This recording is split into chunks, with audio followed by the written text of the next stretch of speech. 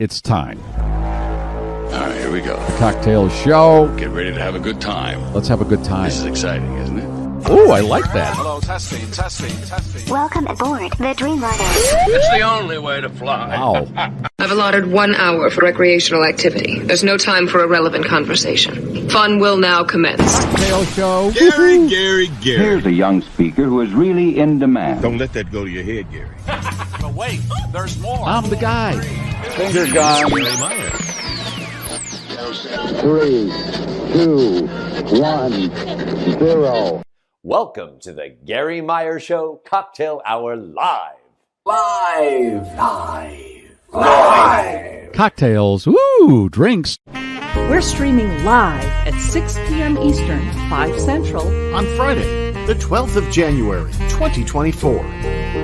And of course, no matter where you are, it's time for a digital mimosa. Oh, wait.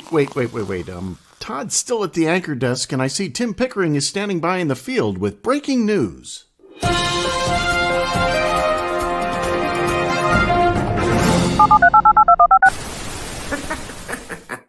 And do you know what they called that act? The Aristocrats. Sorry. I'm Todd Pickering, your anchorman here at the GarrForce News Studio, standing by with... Hey, Tim. Yo, Tim. Do I have notes? I didn't get any notes. Can we get better notes to this guy, Alan? Is that Todd's fault? It's probably Todd's fault. He thinks he's better than I am. Is anyone listening? Is this on? Hello? Shoot it my way, Garry Meier, and you can thank me for a job well done. Hello? The best way to watch this show is the GarrForce Live YouTube channel. YouTube. Subscribe to the GarrForce Live YouTube channel. More eyeballs. It's a good thing. Please like and share the show on all the social media channels. Comments during the live show, wherever we are streaming, can be seen in our virtual studio. We may show them on the screen and or talk about them. And that's it. Now, fasten your seatbelts. It's time to go wheels up on the GarrForce Live. Live. Here we go. The following may be disturbing on America's podcast. Boom. Shakalaka. All right, finger gun. Hello, everybody. Dead of winter. We got to make it through this. Otherwise we don't make it through it. Okay, lot to do. I'm very excited about my guest today. As you saw there, Penn Jillette coming up in just a few minutes. But we have to do something first to get the wheels up. I have to kick the tires and light the fires. There are the tires. Let's light them up. A good tire fire in the winter helps. And one more sequence. On the Cocktail Show, Leslie has to remove her wine condom. Hello. Nice little Josh Chardonnay today. And that was my radio name when I worked in the Napa Valley. That's right. And some nice buildup. So here we go, folks. That's buoyant. Here we go. Let's do it this 3, way.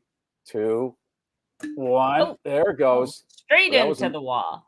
That was a nice pop. One of those condoms, still sealed, will be given away at the end of the show with a bunch of other stuff that Leslie will show us in just a bit. And, I threw in a magic trick just in keeping with today's theme. So. Wait. We've got a good one. Watch this. I've always wanted to do this. Ready? Okay. On the count of 3, I'm going to make Garry disappear.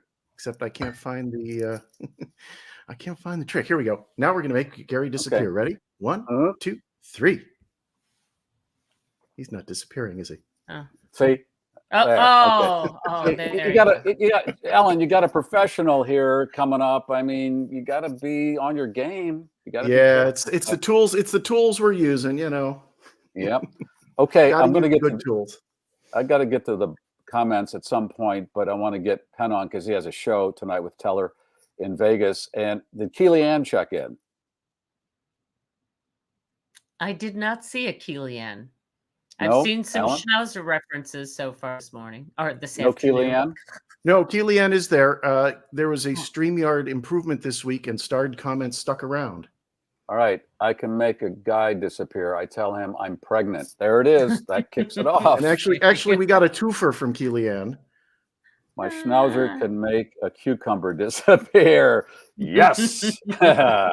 Okay. Now we're off and running. I feel pretty good What's the about average size of a cucumber, Garry? You're that. very into measuring things these days. Isn't it about that big? Really? Well, enough of this nonsense. I want to bring on Mr. Jillette because I have not visited with him in a long time, and I miss you, my man. Welcome. I miss you. Okay, where to begin? First of all, we were talking before we went live about the longevity of Penn and Teller, and you are now the longest running show business act ever, because you were telling me that you had a conversation with Dick Smothers a few weeks ago, and he passed on the baton. They had the lengthiest until that when moment. they retired, which was a few years ago. Tommy was kind enough to say in I think it was the press release, but it might have been some interviews, that for a long-running comedy team, Penn and Teller are now taking over from the Smothers Brothers, which was very, very kind of them. You know, one of the biggest influences on me and some of my biggest heroes in my life were the Smothers Brothers. You know, when I was growing up, they were really everything. And it would be incorrect to say I became friends with them, but I did have several conversations, and they were very kind to me, and I got to know them a little bit, and they're just the best. And talking to Dickie just a couple of weeks ago, right before Tommy died, was pretty great. They're a fascinating team. And we're talking 50 years, right? This year? We'll be 49 this year. So 50 will actually be 25. Okay. And how you have done it, and I speak with portfolio of how difficult it is to have a partnership, because there's always a yin and yang involved somewhere, somehow, and that can interfere. But you guys have figured it out. Is there any 1 or 20 things that you can share that make it work? For us, I think that you were talking Lennon McCartney or the Beatles, and you're the Lennon McCartney of prestidigitation. You can tell her. Well, thank you. But I think Lennon and McCartney fell in love. I think it was a romance, and when you're in a romance, and that doesn't go perfectly, your heart gets broken. Teller and I have always approached it as a job. We've always approached it as two guys working at a 7-Eleven, owning a dry cleaning company. I never had, there's different kinds of friendships. There's the kind of friendship that's really huggy, where you want to be with that person. And then there's another kind of friendship that functions just as well over the internet, electronically. There are friends that I have that I text with every day, but I don't feel the need to be close to them. When I first met Teller, we had no real desire to be friends. We just felt that we did better stuff together than we did separately. Now, over the years, Moxie, my daughter, insists that Teller is my BFF, and he certainly is. When my children were born, the first person outside of hospital staff and my wife and I to hold my children was Teller. He is an uncle to the children. When our parents died, the first people we talked to were each other. When Teller had his heart attack, the first person in the hospital was me. We are very, very close, but it is a friendship built on work as opposed to work built on friendship. And the explosive partnerships that I've seen seem to be destroyed by a cuddly kind of love going away. When Teller and I don't get along, which is, often, maybe now and again, it means nothing. It's just like you don't like the guy who cleans the Slurpee machine that day. It's just, you got to go do this. And I believe, and this is maybe a heartbreaking thing to say, but I believe that respect is more durable than love. Exactly. I read an article about Stone and Parker, the South Park guys. Yeah. And they said, if anybody tries to get in between us, they are pushed out, because people do. And you probably have had that happen over the years. They try to interfere with the percussion, and you got to keep them away, because that's something you don't need, people talking in your ear or Teller's ear, and that's not good. Yeah, Matt and Trey are an amazing partnership. Just brilliant. I don't think we have better comedy minds and a comedy team in our lifetime than that. Teller and I also have the advantage of the people that are around us have also been there forever. We're not a volatile situation. I mean, many other people in Vegas go through the people around them. I mean, if they stay 6 months, it's a long time. But Teller and I have, many people have been with us over 30 years. Yeah, that says a lot about you as a business person and how you treat your people too. People just don't quit, and it's not like it's an easy job. It's a difficult job. Neither one of us are good bosses. Teller's a micromanager, and I'm indifferent, and both of those are hard people to work for.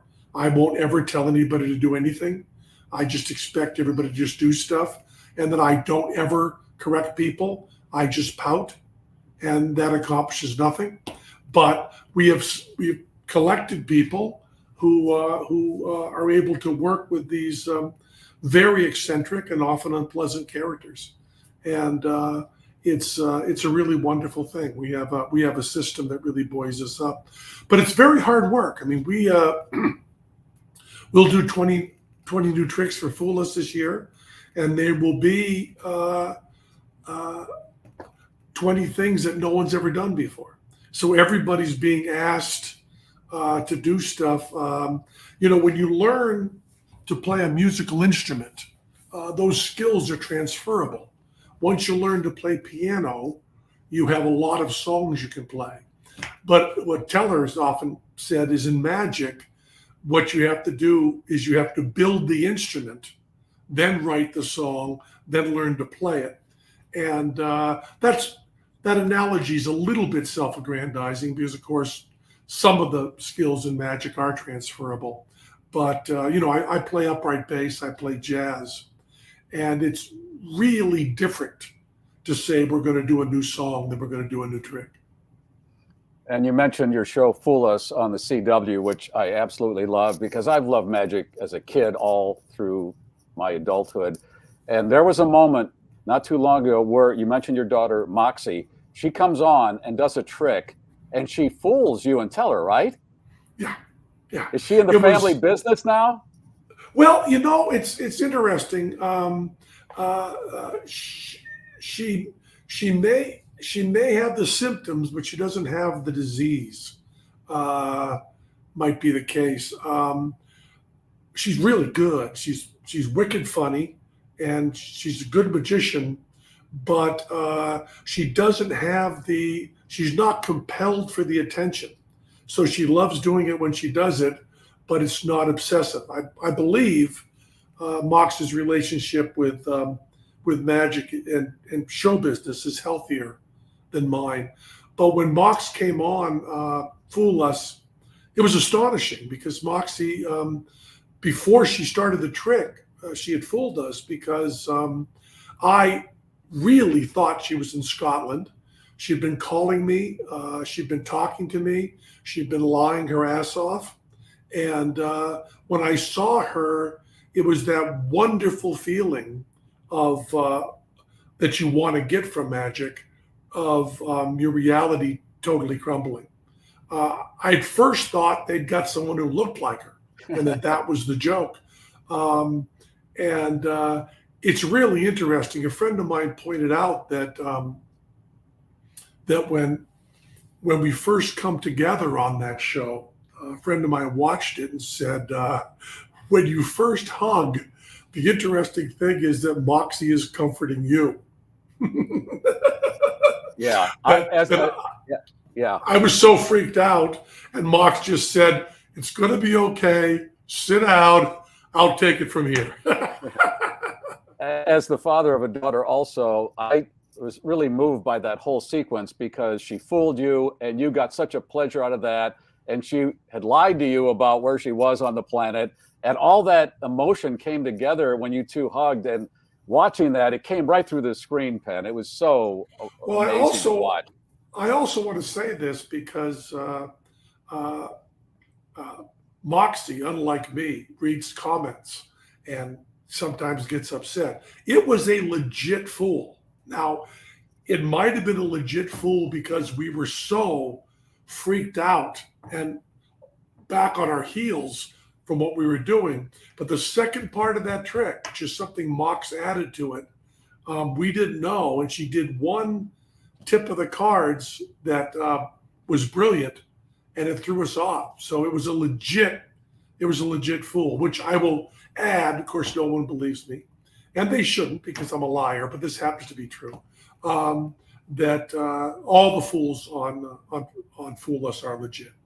We have there's a person in my ear and in Teller's ear. We have earpieces in, and they know how the trick is done, and they hear everything that we say.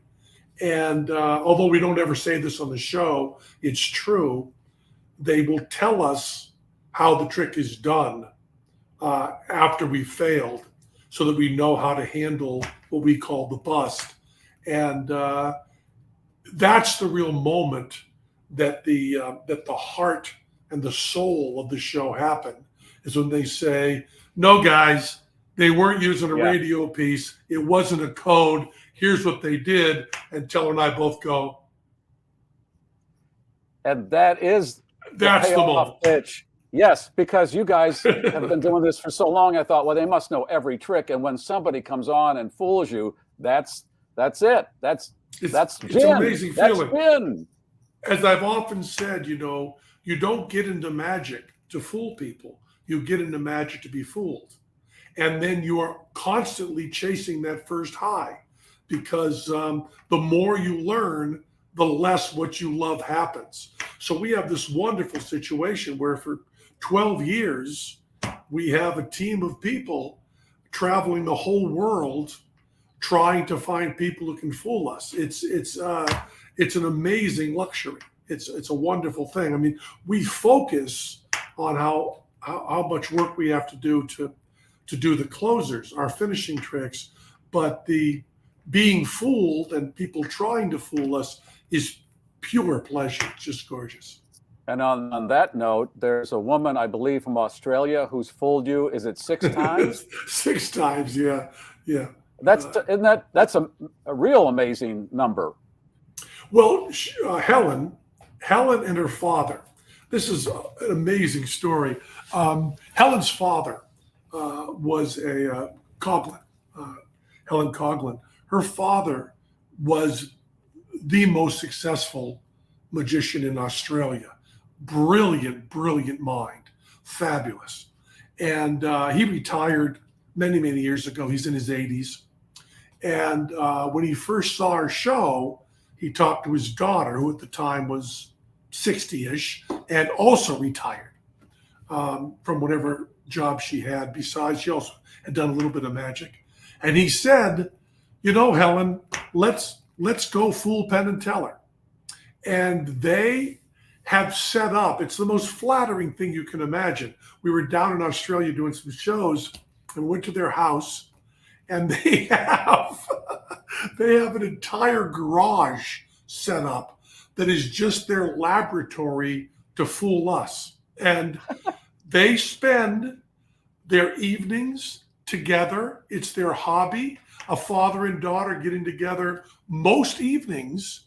They sit and think, how can we fool Penn and Teller next season? And they showed us around their little laboratory and said, oh, you can't look over there. We're still working on that. But here's 3 ideas we had that we didn't think would fool you. They show them to us. We go, well, you're wrong. They would have.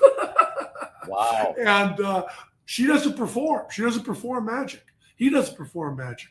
All they do is come on fool us once a year and do a trick that, I mean, we see her face, we know we're fooled. Because I'll tell you, she has tricks, or she and her father have tricks that when they explain them to us backstage and show us the props, we still don't get it. Wow. They're good. Yeah. They're really good. And isn't the reward for fooling you two, you get that FU trophy that comes down, and they are on your live show in Vegas at the Rio then, right? Yep. Yeah, they do the show, Yeah. It's really wonderful. And you know, when we sold Fool Us, putting aside all the magic, the most important thing to me, and I was obsessed with it, and so was Teller. I don't want to take too much credit for this because it was Teller's 100% as well. We wanted to do a show that was loving and kind to people in the arts. So many of your, whatever you want to call them, reality shows, talent shows, thrive on a kind of meanness. And also this feeling that anybody knows anything about art.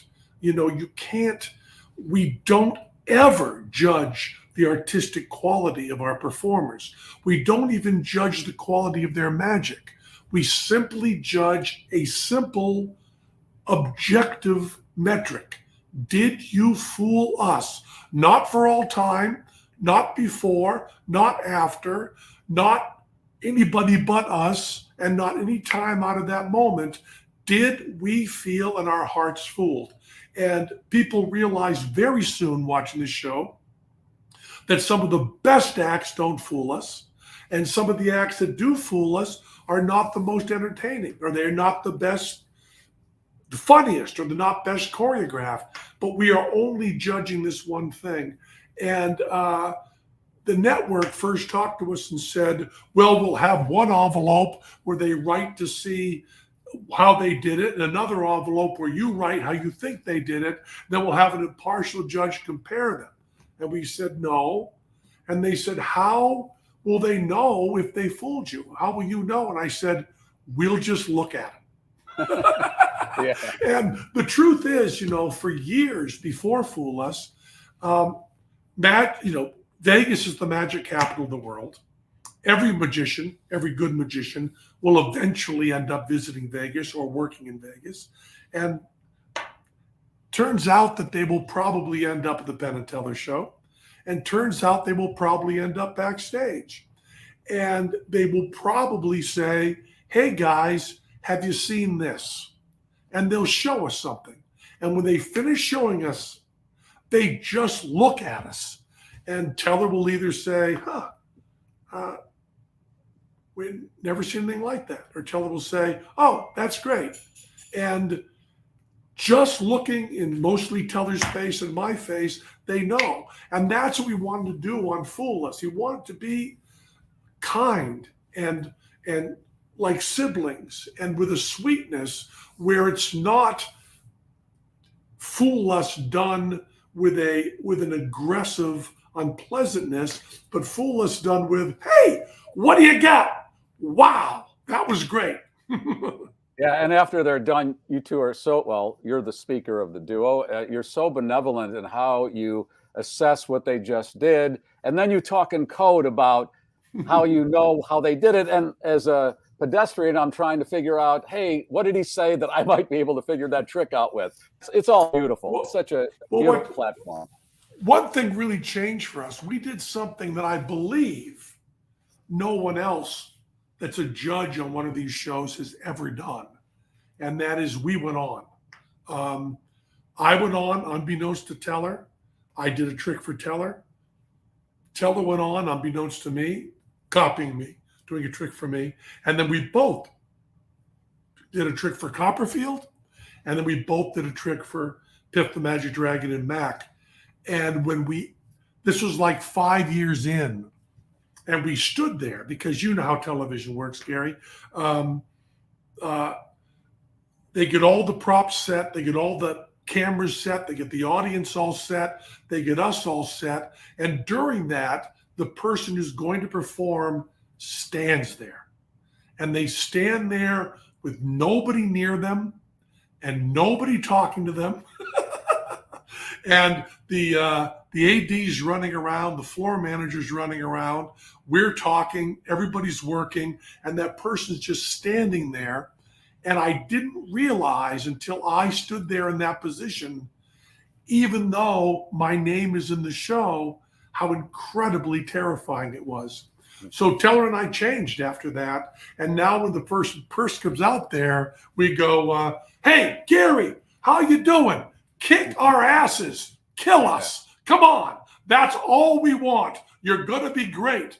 And it really changes how people feel. People have been on multiple times have said from the first time to the second time when you guys talked to us beforehand, it was night and day. And that's one of those things that we find out in life as we get older, that there are these kindnesses that are incredibly easy and cost nothing, and we just don't think about.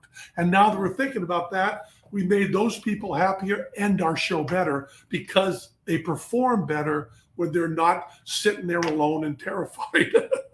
Exactly. And those other shows you mentioned, those reality shows, they have been told, I'm sure by the producer, we need drama. That's why people lean in. And that's why Simon Cowell dialed up the Venom. And we get that every day, just walking around and watching the news. My God, enough, enough. Go ahead. Over on Britain's Got Talent, I filled in for Simon Cowell. They did a Christmas special, and they had me sitting in his seat. And before I would do it, I told them, I won't be mean. I won't do that. I will tell the truth as I see it, but I don't want anyone to suffer. And I know that that is often considered good television, but it's not good television to me. Yeah. I like a little bit of sweetness. Speaking of television, one of my favorite moments when I did television, if you remember this, you and Teller were in Chicago, and I called you up and said, I have an idea. And you said, what is it? And I told you, you go, let's do it. I got the camera crew. There was a ma and pa magic shop in town that I had driven by a number of times. And I said to you, why don't we just show up with the camera crew unannounced, and you can walk through the store and play with the tricks, which we did. And the guy that owns the place is sitting there by himself. We just barge in and he sees you, and he had some kind of reaction of, oh my God, like that. And then we just walked around for about an hour and you played with the tricks, and it was so much fun. Oh, that was a blast. Yeah, that's really, really fun. Yeah. That was a great moment. I thank you for setting that up for us. It was a terrific idea. And we should steal that and do it again. Okay. There you go. And another TV thing that I think you told this story on one of my radio shows where you were on Letterman, and the bit was you were going to sit down and then unleash a box full of cockroaches. Mm-hmm. And you tried this in rehearsal and they scattered all over the place. So they decided to put some kind of sticky stuff on the perimeter of the desk. And you said after you dumped the cockroaches, they ran to the edge of the desk and their legs got caught on the sticky stuff and they walked out of their legs? Or is this a fever dream I had? That was what we didn't want. The entomologist we were working with suggested containing them, and we thought it was too horrific. So we just let them go. And before I went on the show, I want to say this about Letterman. I mean, Letterman, I still believe, even though there's so many good people, Letterman is just the best. And it was amazing to work with him. I mean, for that time in the late 80s, we were on the show more than anyone. We were on with him all the time. And Letterman came to us and said, I often come off as an asshole and in too much control. So next time you're on, hit me as hard as you can. Freak me out, upset me. And so we went, thought about it, and came up with the cockroaches. We're going to produce a 500,000 cockroaches, dump them on Dave on his desk. And we called up his producer at the time, was Morty. And we called up Morty and said, we're going to do this, dump the cockroaches on him. And he said, no, that's too intense. It's his show.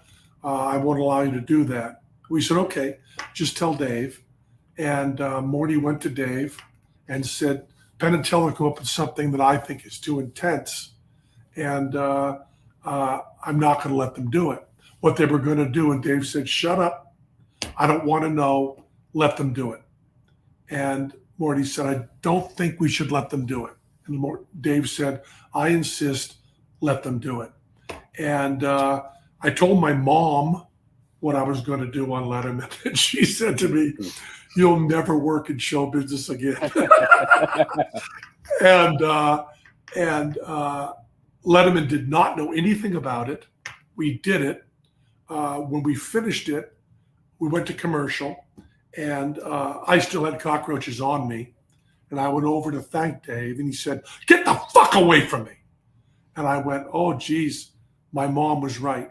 And he called up the next day and said, that's the best bit that's ever been on my show. You did exactly what I asked you to do.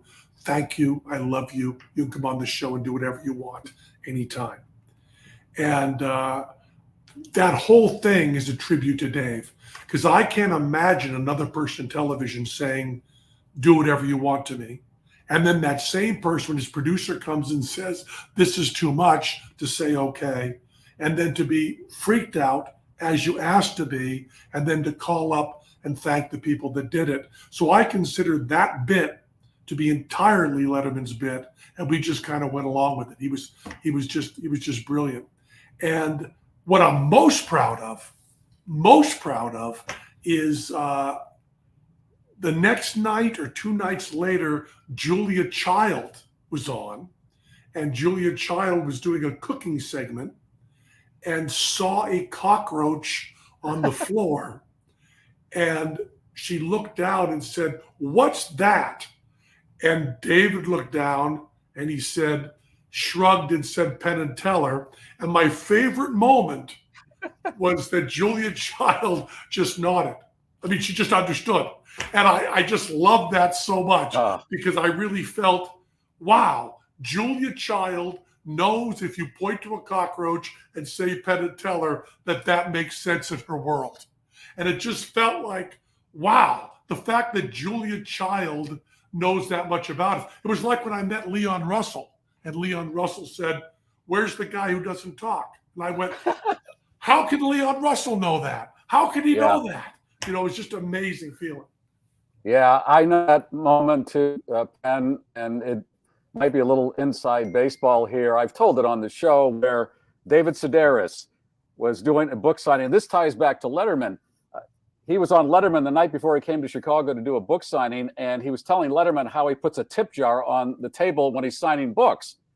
And I thought, well, that's funny. So I get a whole handful of change. I bring my book there. I'm standing in line. I get up to him, and the tip jar is empty. Nobody apparently saw the show or was tipped. So I took this big fistful of coins and threw it in the jar. And he looked at me. I said, I saw you on Letterman last night. You said you like to have the tip jar. Oh, I was just kidding. I go, well, I did it. So he asked me my name. I said, Garry, and he looked at me, he goes, what's your last name? I said, Meier. And he goes, I used to listen to you guys when I moved furniture in Chicago. And that moment, Penn, I know what you're talking about, where you go, you know who the hell I am? I mean, there's something, and I know people are going, Jesus, what's wrong with your egos, guys? Do you need all? It's just a moment, and we don't get many of them. And that's good to have. People don't understand that you can't feel. I've always said that the biggest audience you can play for is about 150 people, because over 150 people, it just turns into crowd. But 150 people can feel like your tribe that you're working for. And that is the most intense. And when you go on Letterman, we would go on Letterman and 8 million people were watching, you cannot feel that. You cannot perceive it. the number 8 million doesn't mean anything. So when one person says something, it does not represent 8 million. It just represents one person who saw you. And that's why we do this. So it's less of a, boy, look how famous I am. And it's more like I talk to a person. If you, you know exactly what I mean. Yeah, exactly. How's Teller doing? Health, got in the queue there. Somebody asked about his health. Is he good? He's doing very, very well. You know, Teller's 75 years old, and Teller had a heart attack and came through it brilliantly. He did what nobody does, which is follows through on all the therapy he was supposed to do, and he came through it very, very well. And you know, the truth of the matter is, you know, there's nothing we'd rather do than work. We are not. It's what we do. I mean, I don't even know who I am if I'm. Maybe this sounds sick and desperate, but what I do is I do shows, and that's my identity. That's kind of everything. And you know, it's what Teller and I have always said is we will die in office. And what I like to say is, you know, it's interesting that Johnny Carson retired at the top of his game, and Sinatra kept going until Sinatra sucked. I intend to be Sinatra. I intend to go until I am terrible and nobody wants to see me. I am not going out while I'm at my best. Penn, I want to see a billboard on the Vegas Strip that says, tonight, sick and desperate appearing. Exactly. I want to see that. I want to see that. Sick and desperate, that's us. But, you know, I just think I guess I won't say his name, but I had a magician friend in Vegas who said, you know, once you've had your own theater on the Strip in Vegas, sold out every night, you certainly can't go back to like playing clubs and doing little places. And I went, what's wrong with you? Of course you go back to doing that. That's the trajectory. That's what we do. Everything is a bell curve. Everything's a sine wave. And we were doing this when we were 18 for the same reason we'll be doing it when we're 80. The success in the middle is not part of the equation. What's wrong with you? You know? And there's a story I tell about Teller when I probably loved him the most. There was a group called Burns and Allen. No, not Burns and Allen. I just blanked. Marty Allen. Who's Marty Allen's partner? Oh yeah. Marty Allen and double blank. Anyway, hey, we're becoming Sinatra right before people's very eyes. Exactly. Perfect. It's very, very good. Yeah, I know who you're talking about. Alan Rossi. Alan Rossi. Yeah, Alan okay. Rossi.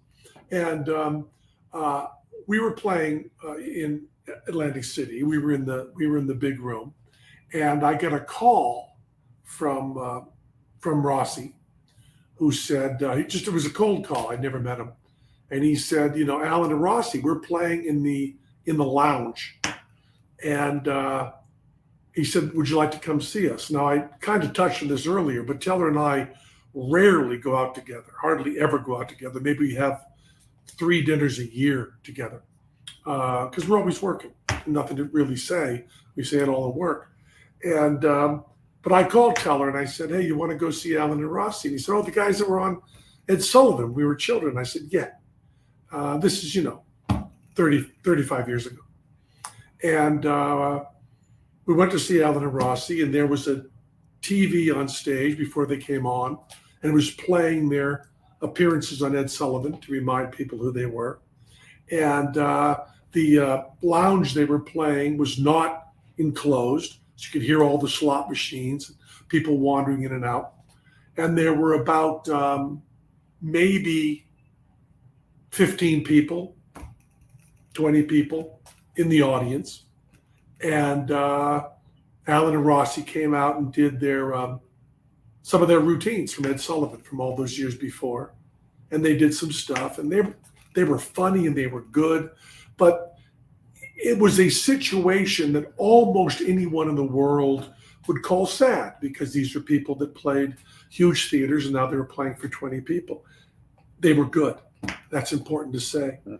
And Teller and I are sipping our club sodas. And I looked over at Teller and I said, you know, this is us in just a few years. And Teller took another sip of his club soda, looked over at me and said, I am so okay with that. I love that. Oh my and God. Even telling it now, it almost makes me cry. I never loved Teller more. I am so okay with that. And I'll tell you what, the way you describe your work ethic, I would say, boy, you must be Catholic, but I know you're an atheist. Right? Okay. All right. All right. Hey, how did the conceit of Teller not talking come about? I had nothing to do with that. Nothing to do with that. That was totally Teller. Teller went through college doing magic at like frat parties and stuff, which is one of the inner circles of Dante's hell. And he found that if he stayed quiet, people grew tired of heckling him. And if he did things that were interesting, there was a creepiness to that. So I'd lived on the streets, street juggler and homeless for years. And I found working tough environments, I could be louder and faster. But Teller worked silently. So we first got to be the same act of the same bill. We were working at Renaissance Festival. We were working together. We still had mostly individual material. So we couldn't do material with both of us talking and still keep the integrity of Teller's act. So we began working with Teller silent, and it ended up being very successful. But it was not really either of our ideas. If it was either of our ideas, it was Teller. I had nothing to do with it. And it's interesting because Tommy Smothers really explained it in a beautiful, smart way. He's so much smarter than us. He said that when you're doing a comedy team, you always have to have one person that the audience is identifying with, that's the person that they feel is them on stage. And he said, you've solved that by making Teller silent. They can project whatever they want on him, and he can still be enacted. He can still be acting. And I thought that was a wonderful way to see it. The other thing very different about us from other comedy teams is most comedy teams are talking to each other and the audience while the audience watches. But Teller and I do two people doing a one-man show. We always face straight front. And in a 90-minute show, we address each other maybe twice, maybe three times. And I really like working in that format. I like that we don't have to do, well, how's your mother now, Teller? How was your vacation? We can just do it straight out to the audience. So it's entirely presentational, and there's nothing that has to fake that. And Tommy talked about that a lot with us. Let me piggyback on that theory of why the audience likes the two different types of personalities or whatever on stage. Being on radio with a partner, I heard from people they liked when both voices were tonality, that the tonality was very different because they wanted to know who was saying what. Oh, they sure. They wanted to be able to separate out who said what. And on the radio, you have to have that difference. They can't see you. So that's an important element. Or in the comedy history of these movie comedy teams, the physicality had to be different because people like that. A big guy, small guy, da-da-da. That kind of thing work. You have the Marx Brothers who, and the Three Stooges, who all looked identical. I mean, if you saw Groucho, Harpo, and Chico out of makeup, out of costume, they were the same guy, and look how hard they worked to differentiate that. I mean, Harpo not speaking and Chico actually taking on a phony kind of Italian accent to separate those three. And look at the Stooges, who had, Shemp, Moe, and Jerome, Babe, Curly, who were brothers. And if you look at a picture, I have a wonderful picture I love of Moe, Larry, and Curly at a barbecue at Moe's house. And they are not in costume. They're not in wardrobe, nothing. And Moe is kind of as fat as Curly. They all have the same bodies, which aren't accentuated by the clothes and all of that. So you have to work on that. And Teller and I, of course, have that very easy because everybody thinks Teller's small. He's not. He's 5'10". He's exactly average. But I am enormous. I'm 6'7". So we have that built in. And then you don't have to separate our voices because there's only one. Right. Penn, the newest Marx brother, Crypto, he works down in the Bahamas. Yeah, that's what he does. Hey, listen, I know you got to go do a show with Teller tonight. Right, and they're in residency at the Rio. If you're in Vegas, you've got to see Penn and Teller, or if they come through your town, because they do leave Vegas once in a while. The show is Fool Us on the CW, and Penn has a podcast, and it's all good. Boy, I really enjoyed the revisit here. Oh, Thank you so much, man. It was such a pleasure. Yeah, I'll be in touch. Okay, baby. Love you. Peace. Thanks, Penn. Oh, that was, I love that. Everything about that was just awesome. Oh my gosh. But see, I have had him on the show over the years, and one time he co-hosted a whole radio show with me, and so we got a little rhythm going there. But it's because of my love of magic and the fact that this partnership, I really admired the partnership because I've been, like I said, you may have heard, I've been through a few, that type of thing. Really? I had no, seriously. We'll talk about it off air someday. But you know what is also a part of this whole chemistry is you've run into people throughout your career who are just like facades. Yeah. And we're not even talking like the Pee Wee Herman, when he's off stage, he's not Pee Wee Herman anymore. We're talking about people who are just bullshitters. There's something about Penn Jillette that is just so genuine because you get the feeling the guy is genuine and that comes through. And I think that's what a lot of us look for. Well, just hearing a little bit about what was going on behind the scenes here at Fool Us, in the fact that it wasn't manipulated and it's not manipulated. And the fact that they just want to be nice is so refreshing.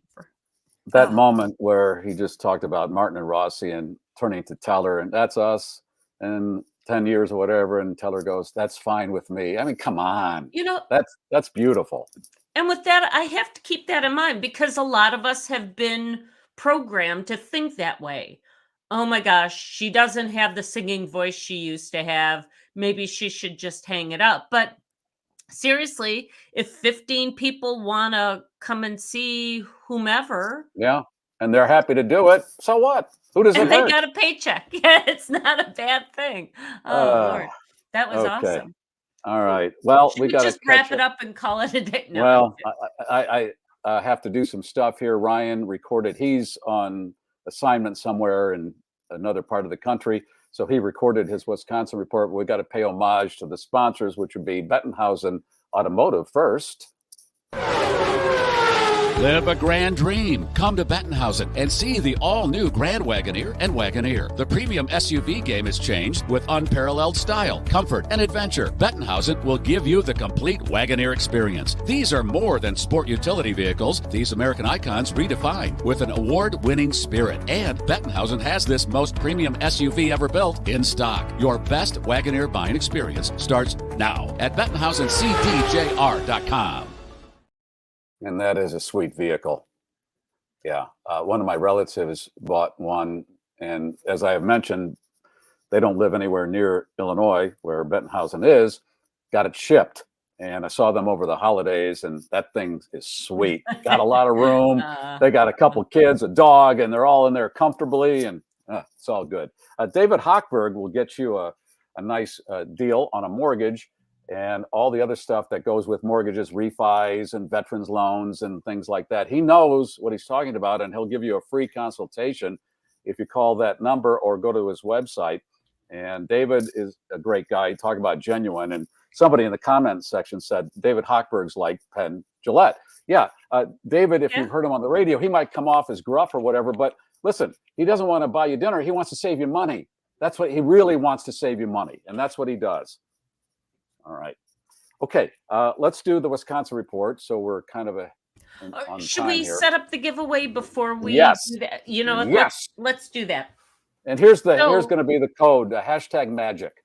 Let's stay with. Actually, I sk Ellen's got fool us. Hashtag fool us. That too. Hashtag which fool is, us. Okay. So hashtag fool us. Okay. In honor of our guest, Penn Jillette, I'm going to throw in a magic trick. So magic cup and balls. Nice. That was your name at one point when you had a porno career, but that was beside the Yeah. point. And our friends at Bentonhausen getting honored because I found a Hot Wheels Fiat. Nice. So we're going to throw that in there.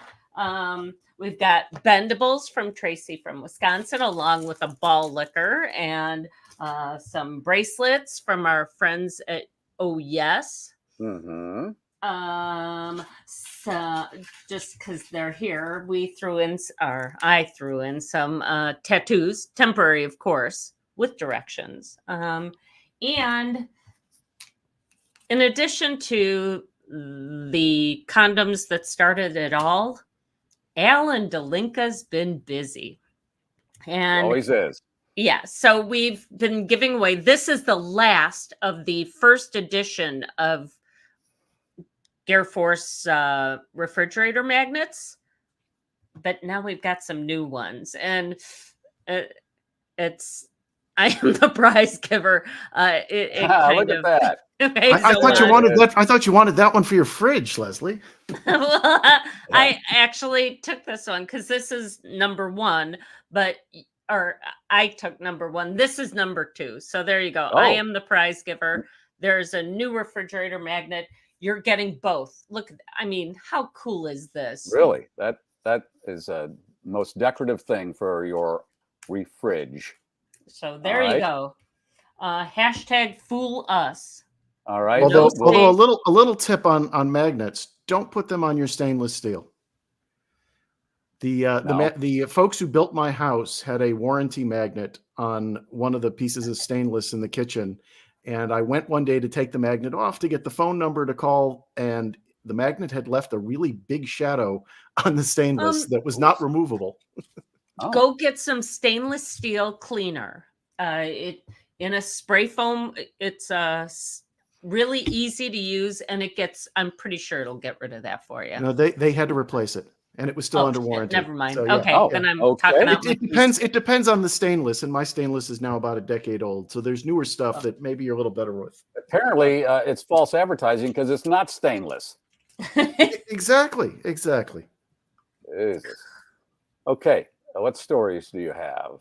Oh, let's do Wisconsin first. Yeah, here's Ryan with his report.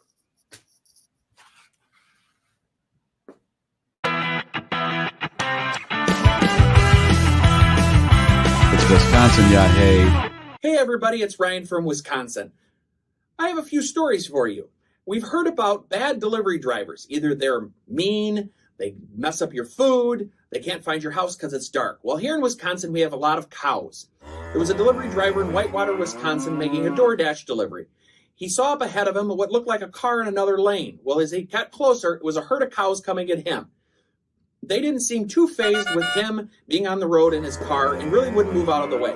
He had to turn the car sideways so they could go around him. I think he still did make the DoorDash delivery and the food was still hot. I've talked about the gas station in Wisconsin and a little bit, I think they're in Illinois, Quick Trip. They published some stats recently that I thought were interesting. They said they sold 46 million cups of coffee, 38 million glazed donuts, 25 million gallons of milk, and 26 million chicken tenders. That's a lot of food. So here in Wisconsin, you see, we do eat things other than beer and cheese. Hope you have a great week, and we'll all talk soon.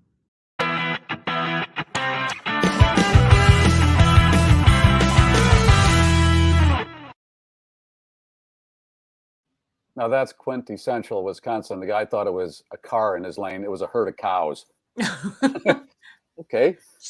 Move slowly. Keep Move, going. move Move slowly. Move slowly. All right. Anyway, so here we go. Some stories for you, because we're coming up on the top of the hour. We're going to have to break for news, traffic, and weather. Yes. Yeah. Police in Nebraska are looking for the individual who pulled off a liquor store robbery wearing a shower curtain as a disguise.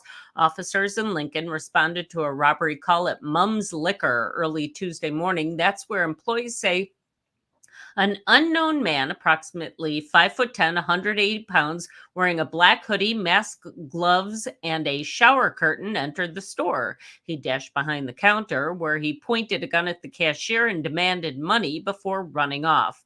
The shower curtain was found near the scene.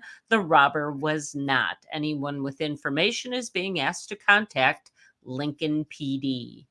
Okay, I hope he pulled the shower curtain to the side, robbed the guy, then shut the shower curtain. Do it that way. Yeah. Lordy. Like that costume that people used to wear at Halloween where they would make themselves inside the shower. Yeah. Looking for a special treat? There's an ice cream shop in Key West that's serving up a $250 ice cream bar. Doozy Bespoke Ice Cream claims their Towac bar is the most expensive ice cream bar in the world, and with good reason. Each bar is made to order. It starts with their luxury vanilla bar, which is dipped into a premium chocolate coating. Then the ice cream bar tender, see, it's a bartender, picks up and he grabs a Hermes spoon to scoop up and sprinkle shaved pieces of Towac chocolate all over. This apparently the most expensive chocolate in the world. That's followed by a little sprinkle of 24 karat gold leaf, and finally a dappling of sugar diamonds. If that's a little too much, the folks at Doozy claim they have 5 million other combinations to choose from. Okay, unless there's an iPhone 15 in the middle of that thing, I'm not paying that much. How many licks does it take to get to that iPhone 15? 3.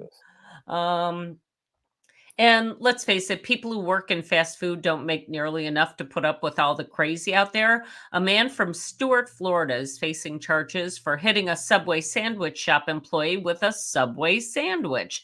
Alberto de Barros was apparently upset that the girl behind the counter failed to slice his sandwich in half. His response was to fling the sandwich back at her, hitting her, according to police, mid-body.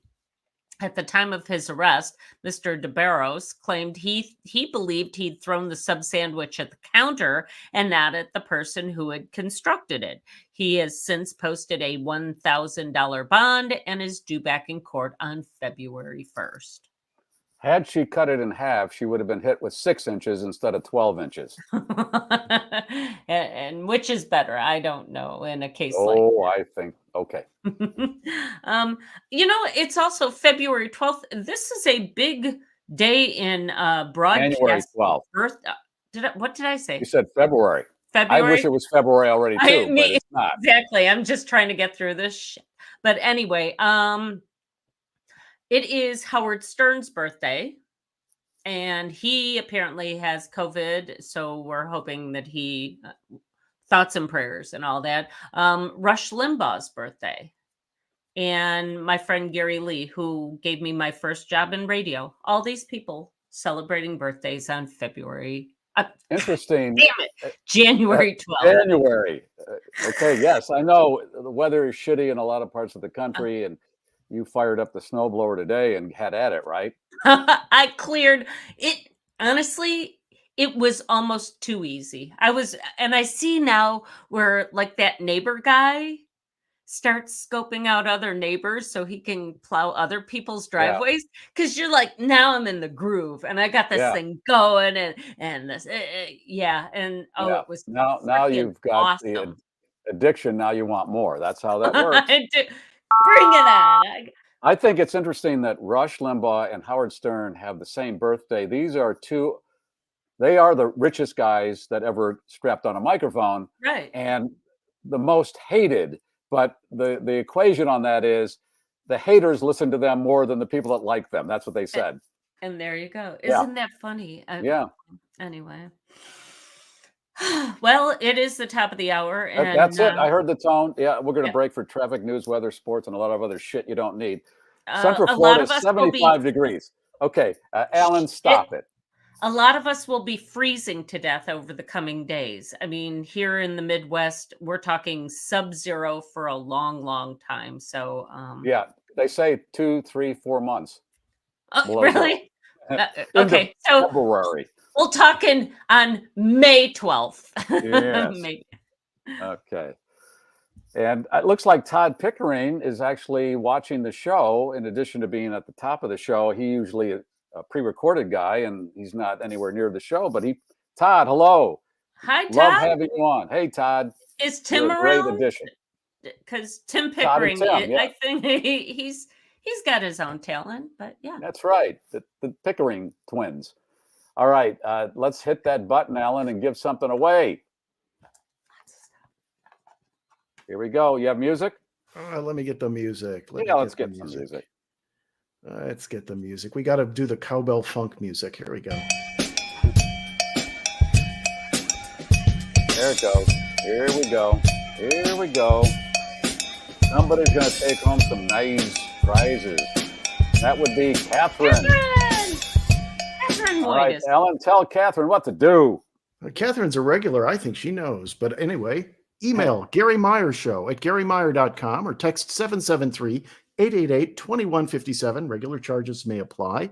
And Leslie will go to the United States Post Office and hang out with her besties for a while in line and then get that stuff in the mail to you. Pearl had some hand surgery, but she's back after leave, and she's more than happy to post your packages for you now. I should mention, too, that Mark H. from 2 weeks ago still has not given us his deets. So one more time, Mark, either, claim your prize, or I might have to put it back into the prize closet. Do we have to do a wellness check on Mark? I don't know. If you know Mark H., please let him know and let us know. All right. Next Friday, we continue with the magic theme. Bill Cook returns and actually does some magic for us. He's been busy on cruise ships and whatnot. And Alan said that he hosted or was part of the entertainment for Alan Parsons. Yeah, he ended up emceeing it. He was only supposed to do a magic act, and I think the original MC fell out, and they asked him to do it, and he did it. And I was chatting back and forth with his manager the other day, and she said he knocked it out. It was fantastic. He'll tell us more about it when he's with us. I'm hoping. I was just going to say, I just finished this book on Mal Evans, the roadie for the Beatles, and Alan Parsons was part of that EMI recording studio orbit. Wow. Yeah. And as you saw in the graphic we ran, Bill was on Fool Us. I think it was the first or second season he was on Fool Us. And oh yeah. He did not fool Penn and Teller. Oh well, but he fools us, and that's good enough. And I'm hoping maybe I'll go searching around for it. Bill's been posting some pictures from the stage at some of the venues he's been playing these days, and it's pretty cool. I mean, the vibe is amazing. So I'll see if we can't share some of that. But before that, we're back on Monday. I hope you have a great weekend. It is time to take the cannoli coming down the aisle. It's complimentary. Look at it. It's delicious. Leslie, what should the schnauzer activity be this weekend? I would definitely do some prestidigitation with my schnauzer. Okay. That's up to you. Don't make it disappear. No. We want that. All right. This is G Motors and Leslie and everybody else. Alan saying hello, goodbye, and have a great weekend. Here comes the flaps and the wheels. They're down. The door is still on. This is not a Boeing aircraft. The door plug? Yeah, the door plug is 3 in the green. The GarrForce, America's podcast, the voice of the globe, has landed. And that's it for all the news and nonsense here at the GarrForce. If you like that, I got other stuff I think you're going to like. This is the GarrForce. Thanks for streaming. Like, subscribe, and be kind. But no need to rewind. It sure would be terrific if you subscribe to the GarrForce Live YouTube channel. More eyeballs. If you're watching this show recorded, that button is right here. And if you'd like to look at past episodes, try that button.